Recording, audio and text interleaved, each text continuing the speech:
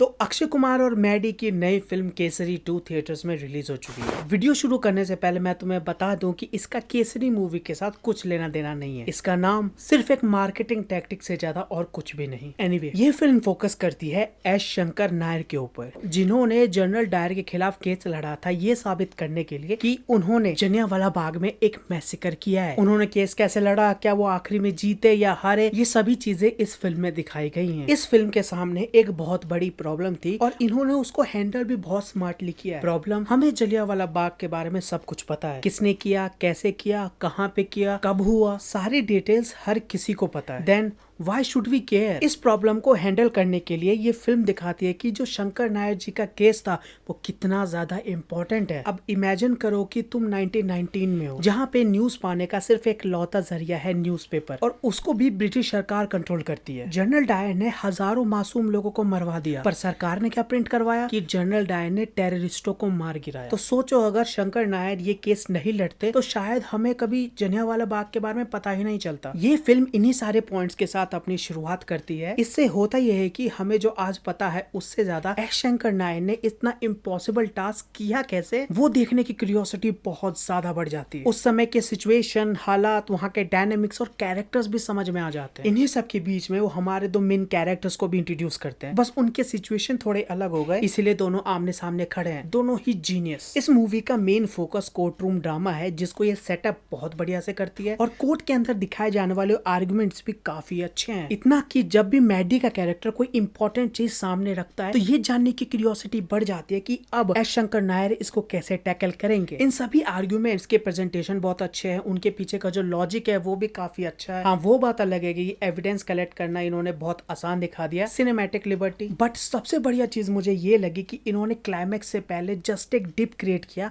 जिसके वजह से क्लाइमैक्स 10 गुना ज्यादा इम्पैक्टफुल लगा। ये डिप ऑडियंसेस के मन में एक बहुत बड़ा क्वेश्चन डाल देती है, जिसके वजह से क्लाइमैक्स और भी ज्यादा एंगेजिंग हो जाता है। और वहाँ पे एक्टिंग, डायलॉग सब सुपर, और वो बहुत इफेक्टिव है। सेम ही लेवल पे मुझे इसकी सिनेमेटोग्राफी भी पसंद आई। जो ये फिल्म कह रही थी वही दिखा रही थी, विदाउट एनी फिल्टर। ब्रिटिशर्स की जो रेसिज्म है, ब्रुटैलिटी है, वो कुछ भी छुपाया नहीं है, जो जैसा था वैसा दिखाया है। जलियांवाला बाग के जो ग्लिम्सेस है तुमने ट्रेलर में देखे ही थे, वैसा बिल्कुल 10 से 15 मिनट का शॉट है। पर इस ब्रुटैलिटी से ज्यादा फिल्म के अंदर दो ऐसे शॉट्स थे जो मुझे इससे ज्यादा पसंद आए। पहला आता है जब अक्षय कुमार का इंट्रोडक्शन हो रहा होता है, जो कि जलियांवाला बाग और उनके नाइटहुड के बीच में एक पैरेलल सेट करता है। वहाँ एडिटिंग बहुत अच्छे से की गई है। दूसरे शॉट में हम देखते हैं कि अक्षय कुमार और टॉयलेट का चौकीदार खड़ा है, वो आमने सामने खड़े हैं, और जो कैमरा है वो बैक ट्रैक कर रहा है। वहीं साइड में बोर्ड लगा हुआ है कि टॉयलेट के अंदर Indians and dogs are not allowed. Director ने उस फ्रेम को काफी देर तक दिखाया है, जिससे साफ साफ पता चलता है कि ब्रिटिश सरकार में भले ही तुम इंडियन हो, बहुत बड़ी पोजीशन पे हो, पर तुम्हारी औकात एक कुत्ते से ज्यादा और कुछ भी नहीं है। वहाँ पे वो टॉयलेट का चौकीदार भी अंदर नहीं जा सकता, और अक्षय कुमार एक इतने बड़े पोजीशन पे होने के बाद भी अंदर नहीं जा सकते। ये शॉट मुश्किल से 5-10 सेकंड का होगा, पर एक बहुत बड़ी बात कह जाता है। एक्टिंग सबकी बढ़िया थी ही, अक्षय कुमार और मैडी का परफॉर्मेंस सबसे बढ़िया था। अनन्या पांडे भी अपना काम बेहतरीन करती है, पर एक्टिंग के मामले में जो सबसे ज्यादा सरप्राइजिंग थे वो थे जनरल डायर का कैरेक्टर और बाकी साइड कैरेक्टर्स। जनरल डायर वाले एक्टर का भी परफॉर्मेंस काफी बढ़िया था, तुम हेट करने लगोगे उस इंसान से, ऐसा परफॉर्मेंस है। और साथ ही जो दूसरे साइड कैरेक्टर्स है जिन्होंने ब्रिटिशर्स का रोल प्ले किया है, काफी बढ़िया एक्टिंग थी उनकी। नॉर्मली क्या होता है कि साइड कैरेक्टर्स बिल्कुल बेकार प्ले करते हैं, उनसे अच्छी एक्टिंग तो यूट्यूबर्स कर लेते हैं, पर ऐसा इस फिल्म में नहीं होता। जितने कैरेक्टर्स हैं, जितने एक्टर्स हैं, सब ने बहुत बढ़िया परफॉर्म किया है। सेम लेवल पे इंप्रेस करता है इसका साउंड डिजाइन, जिसके बारे में बात करेंगे, लेकिन उससे पहले इस फिल्म का बीजीएम, फिल्म का सब्जेक्ट क्या है और इसका बीजीएम कैसा है। दोनों में कोई रिलेशन नहीं है, पर फिर भी जब तुम दोनों को एक साथ देखते हो सब कुछ फिट बैठता है। फिल्म के कंटेंट के हिसाब से काफी ज्यादा लाउड है, पर एक दूसरे को कॉम्प्लीमेंट करते हैं। जब इस केस को लेके पहली बार अक्षय कुमार की एंट्री होती है तो ड्रम्स के साथ उनकी एंट्री कराई है, बिल्कुल मासी स्टाइल में, बस थोड़ा सा म्यूजिक और डाला था और 10 लोग उड़ाने। फिल्म के अंदर इस लाउड साउंड से ज्यादा साइलेंसेस इफेक्टिव लगते हैं। फिल्म में 2-3 ऐसे पॉइंट आएंगे जहाँ पे पिन ड्रॉप साइलेंस, और तुम उस सीन की ग्रेविटी फील करोगे। वो जो पॉइंट है तुम्हारे दिल में लगेगा। जहाँ पे फिल्म खत्म होती है उसके बाद जस्ट एक शॉट आता है बिना किसी साउंड के, स्केरी था भाई वो। ज्यादातर केसेस में ये साइलेंसेस काफी राइज होने के बाद आते हैं, जिससे इनका इफेक्ट